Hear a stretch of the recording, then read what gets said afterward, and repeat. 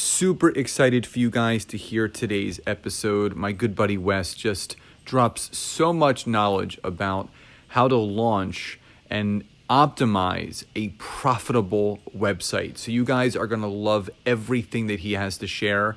And just as a reminder, don't forget, join my free Facebook community. It's called Network Marketing Leads for Life.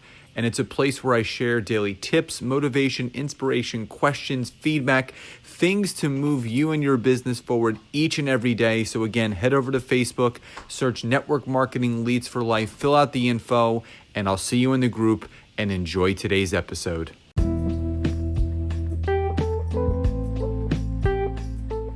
Welcome to the Network Marketing Made Simple podcast. I am your host, Scott Aaron, and each and every week, I'm going to come to you with short, simple, and powerful tactics of how you can grow your network marketing business, brand, bank account, and impact on those around you. And just remember, network marketing is not easy, but it can be made easy with simple steps to create the success that you truly deserve. So Wes, welcome to today's episode. And you know, it's funny now, after doing this podcast for over a year and a half, there's not an episode that I do that I'm not excited for at this time, because I've been able to meet so many incredible people. And, you know, we met through 6 Degrees of Separation on an online summit that we were both a part of.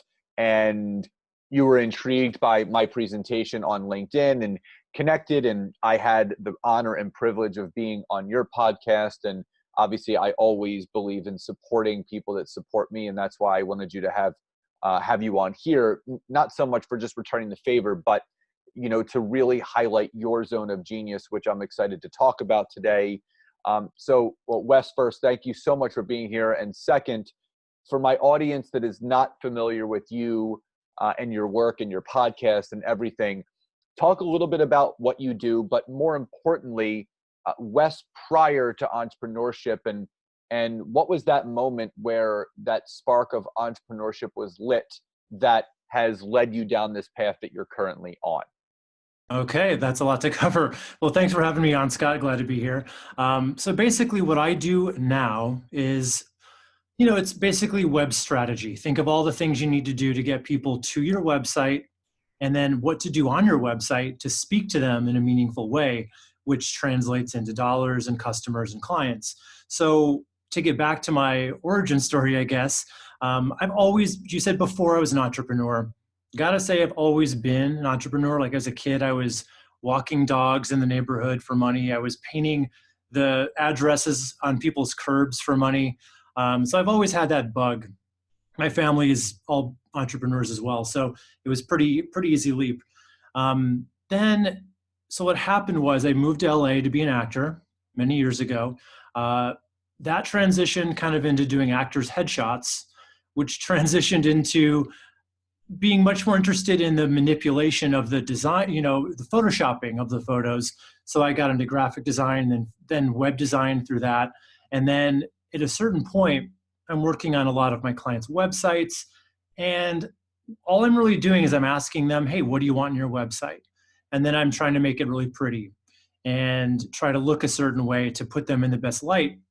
But then I take a step back and I say to myself, wow, these websites that I'm designing, they may look great, but they're not doing a damn thing for my customers. They're not getting them more clients. They're just kind of sitting there looking like a pretty online brochure.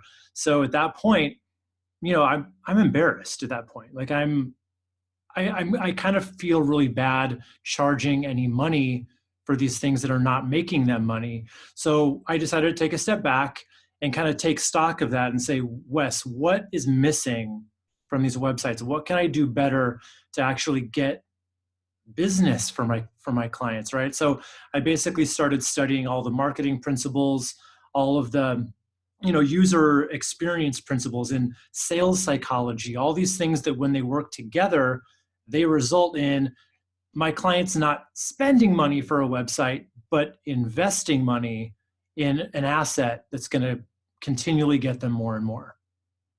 Hopefully that answered your question. No, absolutely. And I think everybody is looking for, the tangibles and the how-tos and, the right or the wrong way, because, entrepreneurship, it's such an interesting thing right now. It looks different to each person. And, it, the one question that I love being asked is when people ask me, what do you do for a living?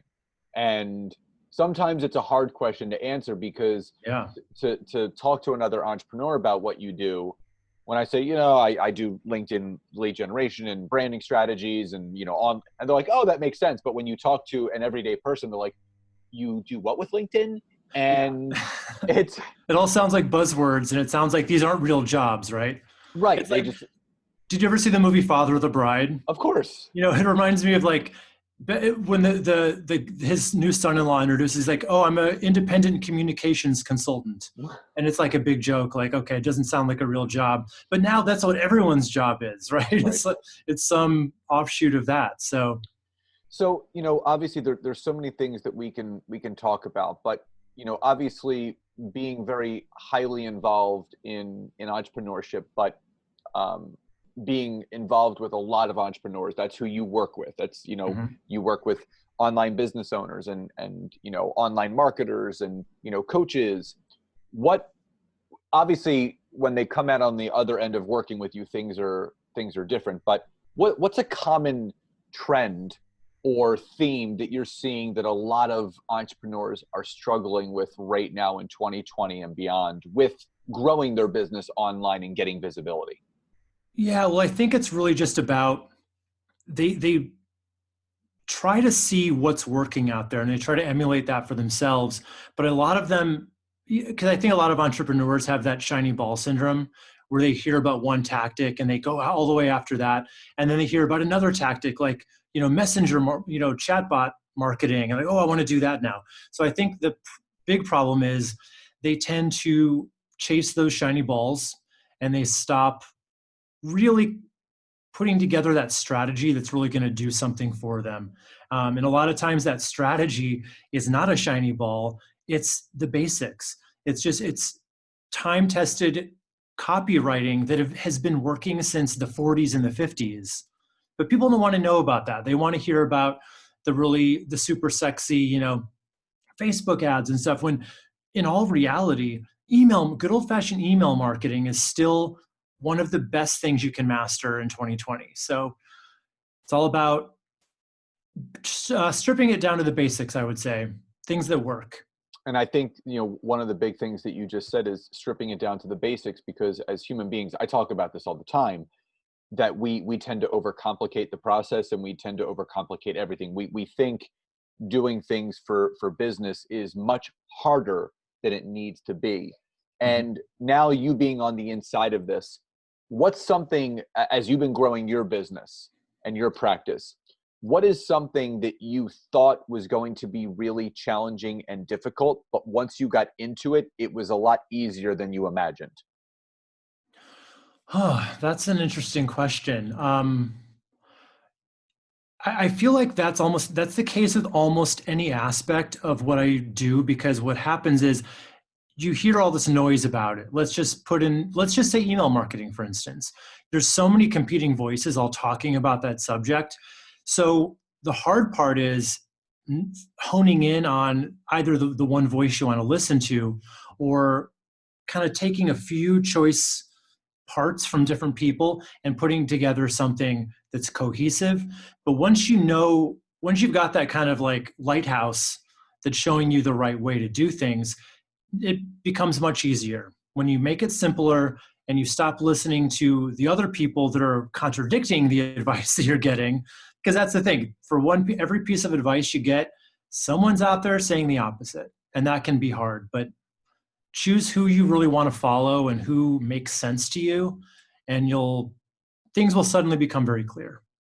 No, that makes a lot of sense. And obviously 2020 has been a very interesting year for all of us, whether Yeah. you're an online business owner or whether you own a brick and mortar or whether you work for someone else. And, we were talking about in the pre-show that, obviously the first and second quarter of this year has been really, a challenge for a lot of people, but also a blessing in disguise for other people. And, you and I were also talking about in the pre-show that, because of the changes that happened in the first and the second quarter of this year, it allowed us to continue to grow our business and continue to work with our clients. But it also gave us extra time to focus on working on our business instead of in our business. And when you have a consulting firm and work with clients the way that you and I do, we're so used to having to pick up clients to bring income in to continue to move forward. But in reality, sometimes if things slow down and money doesn't come in the way that we're used to having it come in, that's not necessarily a bad thing, because that puts us back into creation mode to start creating new and bigger and better things for people to then obviously create more streams of income. So from all of this, from what happened in the first and second quarter of this year, what has been some of the biggest lessons that you've personally learned in your business? But what's your simple message to the people that haven't really gotten a handle on the situation and are finding it very difficult to cope with the changes? Yeah, so there's a few parts to that question. So first of all, yeah, I do agree with you that when things slow down, which, there are seasons to every business. There are seasons every, there was the recession in 2008 and now 2020. And while that can feel very scary and very real, let's just be real. Like if you don't have the financial resources saved up, then it's a different story. Some people have the luxury of being able to say, okay, let's breathe, let's get through this. And in the meantime, work on our own stuff. For some businesses, that's just not a luxury they have. They don't have the money to keep their doors open. So for those businesses, it's kind of like, I don't really know what to tell them now. It's more about what I could have told them 5 years ago, which is not really, really helpful. But I think one message that comes out of this loud and clear is you've got to have diversified streams of income coming in. For me, what that looks like is, I have 3 different ways I make money in my business. So I charge for full service web strategy and web design projects, start to finish. I do consulting on an hourly basis, which is a lot less. And then I sell a course, which teaches people how to do what I do for their own business. And that's like a tiny fraction of what I would charge to do it. So the point being, I've got that to serve. So let's say there is a client right now who would love to hire me at $10,000 a pop, but they can't. But now I can point them to this other lower cost option and say, hey, it's never been a better time. You've got the time right now to sit down and work on your website, maybe something you couldn't have done last month. And it's like $500 versus $10,000 to do that. So that's a really good different revenue stream for me. So I would say anyone who's working, if you're a coach of any kind, if you do any kind of teaching of any type in your business, it's a really good thing to have that teaching material and those online courses to really help you weather that storm. I think that, diversifying, and we also talked about this in the pre-show, that, right in the middle of everything that was going on in, the first to second quarter of this year, I released a new book and it hit number one. It hit number one new release in the category that I put it in. And that's the second time in a row that I've done a book that way. And it was interesting. I took a much different strategy this time than I did the first time, monetarily. The first book, it was actually my second book. The first one I self-published all by myself, had no clue what to do, didn't know how to run a strategy or launching something. The second one, I hired someone to help me write it, take some videos and conversations and put it into book form, which, that was, between that and then hiring the online publishing company that built out some lead pages and some Amazon ads. It was a $12,000 investment to make all that happen. And, the book, it did hit number one new release and bestseller. And it's still producing to this day. And I was forced to pivot because when I was putting together my third book, I said, I had a VA that was actually taking content that I've already written and he was creating some infographics and putting the book together for me. And this was a gentleman that I had hired from Far East. He was in the Philippines and Oh was yeah, I've doing, got Philippine workers as well. So yeah, and he was yeah. doing an incredible job, and he helped put together this book. And it was, I think I was hired him through a company. I was paying $175 a month, and it took him about 3 months to put together. Mhm. So that was like a $450 investment, and it was beautiful. And then I just had to go in and edit some things, and then I said, you know what, I'm like, I reached out to the guy that helped me the last time, and I just couldn't. I saw the value in what he did, but I wanted to see. I wanted to expand on my learning, and I wanted to see what different strategies I come up with, because I did a launch strategy last time, and I followed it to a T, and it got great results. I'm like, you know what? I'm like, I have a better email list now. I have good email sequences now. So we put all that into place, and we build a pre-launch and then a launch. And then I found this gentleman on Fiverr in the United States that would format and publish the book in the right categories on Amazon. And he did that for my Kindle and my paperback for $630. Okay. So all in with the second book, it was $1,100 compared to the $12,000 that I spent on the second one. And that is not to diminish the the the results and the what I got back from the original people that helped me with the second book. Hmm. But my message to entrepreneurs is there's a way to do everything. And just because someone charges a certain amount doesn't mean they're less or more skilled.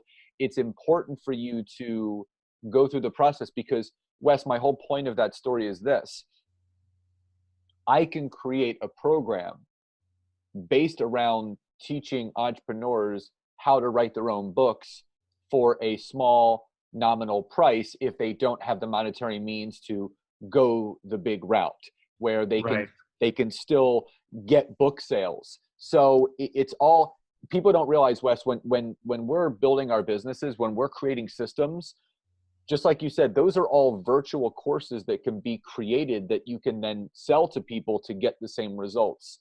So my Yeah. next, so and it's a great learning experience, and that's a lot of the things that we create and we now do with people are from our own experiences. So how important has it been for you to go through the experiences that you've gone through with your own coaching practice, the ups and downs, the good, the bad, the highs and the lows, to take those experiences and bring them to your clients?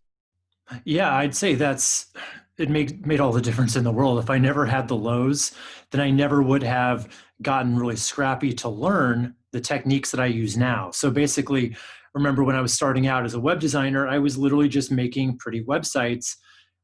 And it took failing, it took all those websites that I made for clients not working to really kind of light a fire under my ass to say, hey, I need to do better, because I am not, A, I felt bad doing that, charging people that. B, I couldn't charge a whole lot of money if there was no upside for them on the end of it. So I knew not only is this going to be better for my clients, it's going to be better for me and my bottom line if I can learn this stuff that's going to make the websites, you know, go up and to the right, So the the bad times is what fueled me to learn the stuff that I needed to know to get to where I am now, and to bring that stuff to not only my full service clients but also to my students in my program. So what do you think, with where entrepreneurship is now, 2020 and beyond, and for people that are just getting into it, whether it's network marketing, whether it's launching their own coaching program, whatever it is, what's the best piece of advice you can give someone that's just starting out? They don't have a lot of capital to invest into their business. What are some simple things they can do to start getting some traction, to start creating some income that they can then reinvest into their business? Okay. Well, in order to see, I don't have great advice for like short term income. That's not really what I teach and what I'm about. What I'm about is creating that kind of long lasting, traction in the market. So what that involves it. So there's a lot of things you can do to get people into your world now.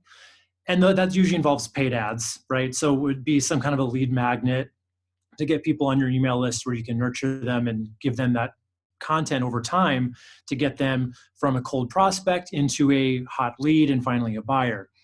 So yeah, you can do that with paid ads.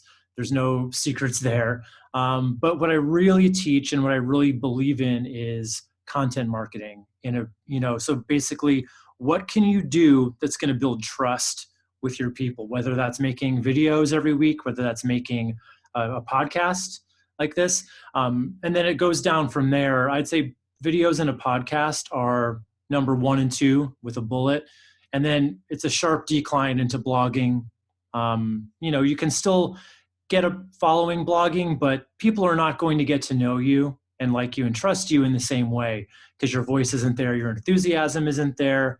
You will never get on the phone with someone from a blog and say, "Oh, I feel like I know you already." But you will get that if they've heard you on a podcast or seen all your videos. So let's talk about that, because I think there's 2 big stories that a lot of entrepreneurs have when it comes to podcasting. Yeah. Number one, what right do I have to start one? Who the hell is going to listen to me? Mm-hmm. Number 2, I don't know what I'm going to talk about. So we all have something to say, number 1. And number 2, every single podcast that has ever been created has had a first episode. We've all had to start in the same place. So what's your advice to that entrepreneur that's listening to this, that, listens to podcasts, sees the value in them?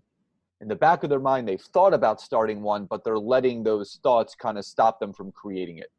Yeah, well, you've got the gift of gab, though, Scott. So a lot of people aren't as, gregarious, but it can be taught and it can be learned. So what I would say is, so I have 2 podcasts. One I just started that's more geared toward this, kind of topic. The other one I started years ago, and it's for graphic designers. I do that with a few co-hosts.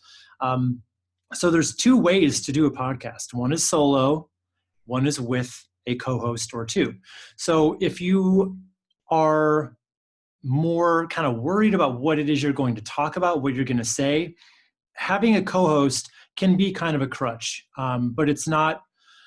There's pros and cons of that. If you have a co-host, maybe they're not going to be as into it as you are, and they're going to cancel on you all the time. Or think about what you're doing here with a guest. You can just line up guests for every episode. Doing it by yourself, I'm not going to lie, was a little daunting the first time I did it. What really helped me was my prior video experience and just having an outline of exactly what I wanted to talk about. I hate to say it, but it might help you when you're starting to have an actual script. And I don't like scripted podcasts at all, but if that's the difference between you doing it and not doing it, have a script. Feel free to veer off the script every now and then. But here's the thing. You've really got to channel your inner actor and try to deliver that without it sounding like you're reading it. That's the biggest challenge, because I've listened to, there's one podcast in particular I listen to that is, you can tell it's scripted. It's still got really valuable information, and it's still a really, really popular podcast. But there's something in it that just feels she's not connecting in the same way that you would connect if you're just speaking, right? So I'd say if you got to do a script, do it if it makes you feel better, but quickly transition out of that. Once you've got your sea legs under you, transition into just a bullet list of things you want to say. Feel free to stop and start. Okay, I've got a podcast editor who she basically takes all my raw footage, which is a lot longer than what it ends up being, because I stop and I'll say, "Oh, sorry, take that over. I got to collect my thoughts." Feel free to do that. There's nothing that says you have to do this live or that it's a one-take wonder. So just do it and feel free to suck for your first 10 episodes. because you Yeah. probably will, and that's okay. I don't even want to listen to my first episode that I ever did, even though it's like my most popular episode because it's the first one. Like I don't Yeah, even they'll want always to. go back. I don't even want to go back, but I should. But I agree so much with what you said when, I've listened to some podcasts that are scripted. And, again, I appreciate the compliment because not everyone has the inner actor, or they have the gift of connecting and talking. And again, what people have to understand, when you're recording a podcast, a solo episode, you're talking into a microphone, talking to no one. And Yeah. you have to pretend that there's an audience in front of you. But um, T.R. Vecker always says that, every master was once a disaster. So anything anything that you can learn, you can become better at. And again, I always have stacks of note cards. Like when I'm doing an episode, I always have little bullet point note cards in front of me that I'm talking about. And I build, like, I'll say number one, and I'll read my note card and then I'll advance on it. So it's all about repetition. It's just like going to the gym. But the fact is that if you have something that you feel really and truly passionate about, podcasting is the best way, especially right now, to get it across. Because Emily Goff, a friend of mine who lives in Bali, she was on my podcast. I was on her. She's actually a podcast coach. And she said, and I always share this story because she said something so impactful to me on the episode. And she said, Scott, what a lot of people don't realize about podcasting, she said it's one of the most intimate experiences a listener can have, Yeah. because they're not watching a video. They're actually listening directly to you. You're talking into these people's heads, whether they're listening to a headset or they're in their car. Your message, your voice is touching these people in a way that no one even realizes. And Yeah. perfect example, there was a guy that reached out to me, and he'd been following me on Instagram, and then he started listening to my podcast, and he sent me a message. He goes, dude, I can't stop listening to your podcast. It's so full of energy and helpful tips and takeaways. And I think those are just some great things that you touched on about just starting. And if you need a script, if you need something to go off of in the beginning, that's okay. Now, Mhm. as far as podcasting goes, what's been the most gratifying thing for you, not only doing the collaborative podcast, but your solo podcast? What's been most gratifying for you in launching and doing it? Yeah, it goes back to what you were just talking about, how personal a medium it is, right? So I did videos before that, and videos on YouTube are different because you basically, with YouTube, and when it's educational material and not talking entertainment material, they search for something like how to run Facebook ads. They don't want to hear your personal story in that. They don't want to hear you talking at length about segues and stuff. They just want to get right into the meat of it. But with a podcast, people are not doing it. They're basically usually multitasking when they're listening to a podcast. They're doing the dishes, they're walking the dog, they're at the gym. So you've got more of their, I wouldn't say more of their attention because they're doing other things, but you've got them for a longer period of time. They can sit with you. You can go into more of your personal details. Because I will listen happily to an hour-long episode of a podcast. I would not put up with that on a video because I'm sitting there captive, right? So that's the most gratifying thing, is just being able to connect on a more personal level than I ever could on YouTube. I love that. And Yeah. going back to your acting days, what did you learn from being an actor that has helped you, not only when you were doing your YouTube videos, but how beneficial was that experience in what you brought to your podcasts, and how it's helped you? Oh, I hate to say this, but probably not much, because what I remember is I didn't, first of all, I didn't make it as an actor, right? Because what I went to these acting classes, and they all, basically they want you to do a scene or a monologue, and then they want you to watch it back. And I wouldn't do that. I was so scared to like watch myself back, as most people are. Most people hate the idea of listening to their voices or watching themselves on video. So I didn't do it. And I kept, I remember being in these acting classes where the one in particular where my teacher was basically trying to pull a performance out of me that just wasn't coming. And I know why now. After doing my YouTube videos and like editing them and watching them back, you how do I put this?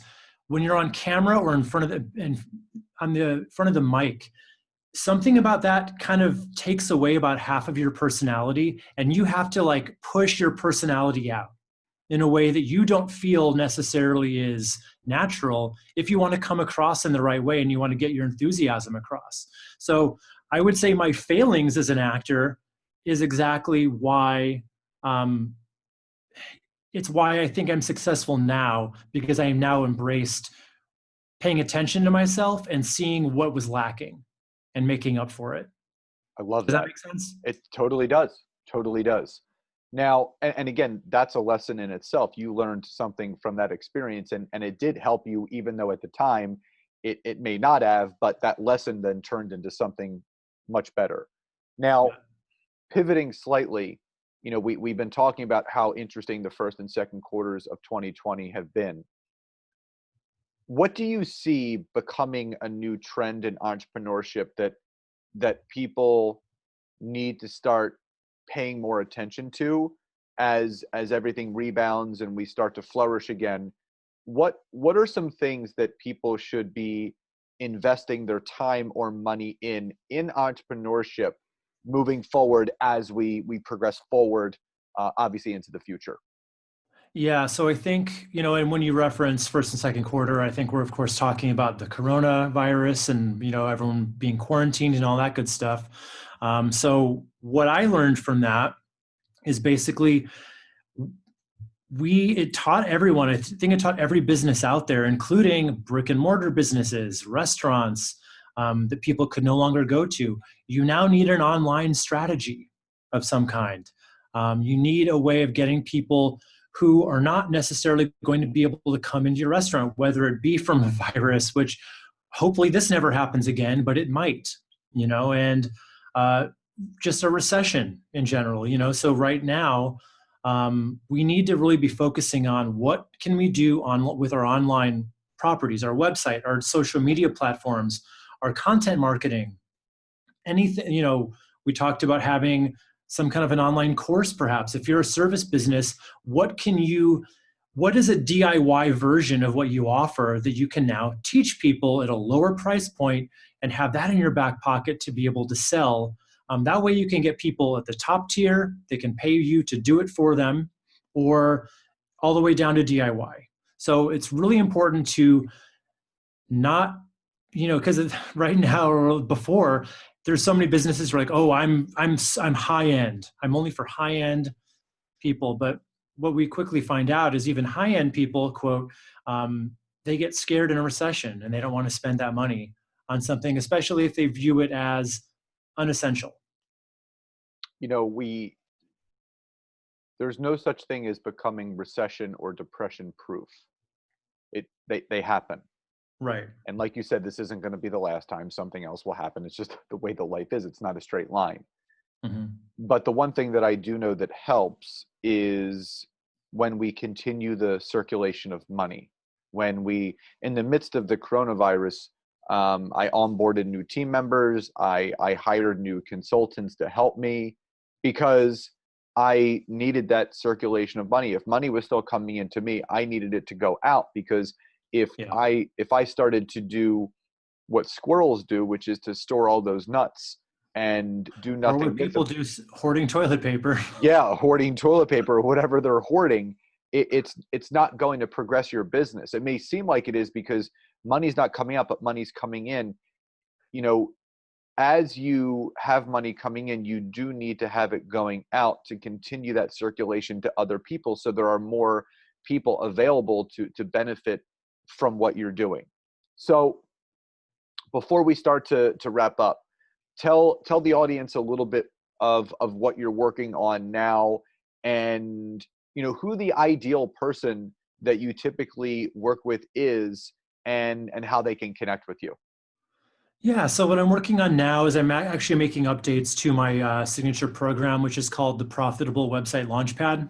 And that's what I was referencing before, where I teach people I teach them basically my system that I figured out over years, how to get your messaging dialed in, how to write your copy for your website, and then how to actually translate it into a fully functioning Beautiful, persuasive WordPress website. So I'm making updates on that. I'm adding a bonus module, which actually goes a step beyond that and basically teaches people then how to get people to go to their website, the traffic part. So working on that.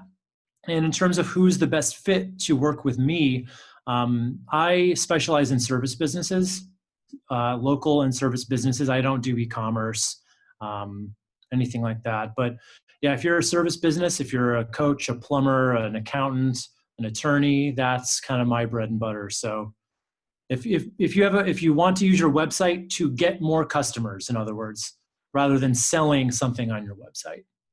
I love that. And Yeah. what's the best way that people can connect with you, learn more about what you do, to, talk about if you're a good fit for themselves and their business? Yeah, so my website is wesmcdowell.com, and I would say, if you like podcasts, check mine out. It's the Profitable website. You were nice enough to come on as a guest there, so that's probably the best place for people to go if you want to get more insights on how to use your website and digital marketing to really supercharge the growth of your business. Awesome. And all that for the listeners, obviously, as always, all that information will be in the show notes. And I highly, highly suggest connecting with Wes. He's amazing at what he does. And, that's exactly why I had him on today. So final question before we sign off, Wes, what does success truly mean to you? Success means to me being able to pick and choose what I want to do, right? So choosing projects that make me happy to wake up in the morning and not dread that phone call from, because we've all been there, right? We've had clients we absolutely hate working with and we dread talking to them. And then we have ones that light us up and we love talking to, we love dealing with them. So basically, success for me right now is being able to leverage my time by selling more of my program where I can help many more people. And it doesn't take much more out of me other than the Facebook group that I run, where I answer the questions and stuff. But I can sell as many of those as possible, and it doesn't take a whole lot else out of me versus there's only so many hours in the day to work on websites, right? So success would not be just piling up my website projects.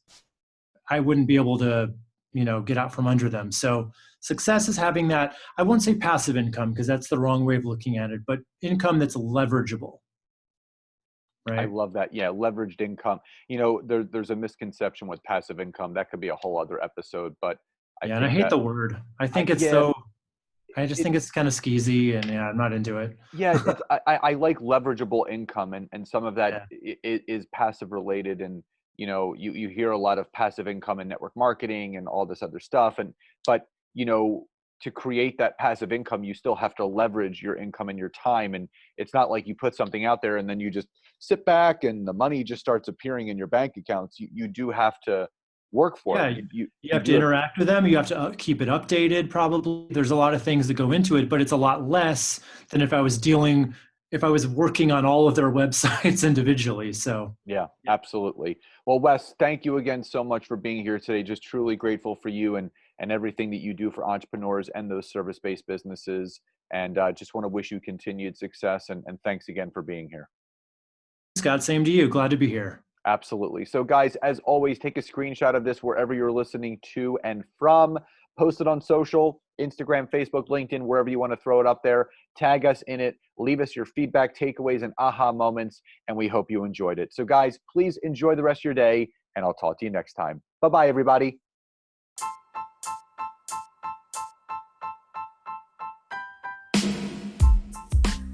Thank you again so much for checking out this week's episode. And if you can, head over to iTunes, search for Network Marketing Made Simple, leave me a 5-star rating, basic review. I would be grateful for all of the support you guys can give me.